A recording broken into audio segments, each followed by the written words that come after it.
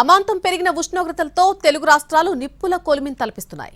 ప్రచండ భానుడి బగబగలకు తోడు వాయువ్య ప్రాంతాల నుండి వీస్తున్న పొడిగాళ్ల తీవ్రతకు జనం ఉక్కిరిబిక్కిరవుతున్నారు. గతానికి భిన్నంగా రాష్ట్ర వ్యాప్తంగా ఎండ తీవ్రత రికార్డులను తిరగరాస్తోంది. ఈ నెల 26 వరకు కోస్తాకు ప్రచండ ఎండల ముప్పుంటుందని భారత వాతావరణ శాఖ హెచ్చరించింది. ఏపీలో మరో 5 రోజులు అతి తీవ్ర వడగాళ్లు వీస్తాయని ప్రకటించింది. దక్షిణ కోస్తాలో అత్యధిక వేడి వాతావరణం ఉంటుందని తెలిపింది. బాపట్లలో సీజన్ సాధారణం కంటే 7.4 డిగ్రీలు అధికంగా ఉష్ణోగ్రత నమోదయ్యే అవకాశం ఉందని వెల్లడించింది. దక్షిణ కోస్తాలో 8 జిల్లాలకు రెడ్ అలర్ట్ జారీ చేసింది ఐఎండీ.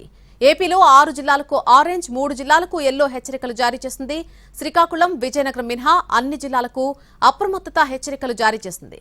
ఏపీ వ్యాప్తంగా ఉష్ణోగ్రతలు 40 డిగ్రీలు దాటేసినట్టు స్పష్టం చేసింది. నిన్న ఒక్కరోజే ఎండ దెబ్బకు తాళలేక తెలంగాణలో 22 మంది మృత్యువాత పడ్డం తీవ్ర విషాదం నింపింది. ఇక దేశవ్యాప్తంగా ఎండ ప్రచండం కొనసాగుతోంది. భానుడి ఉగ్ర రూపానికి జనం ఉక్కిరిబిక్కిరవుతున్నారు.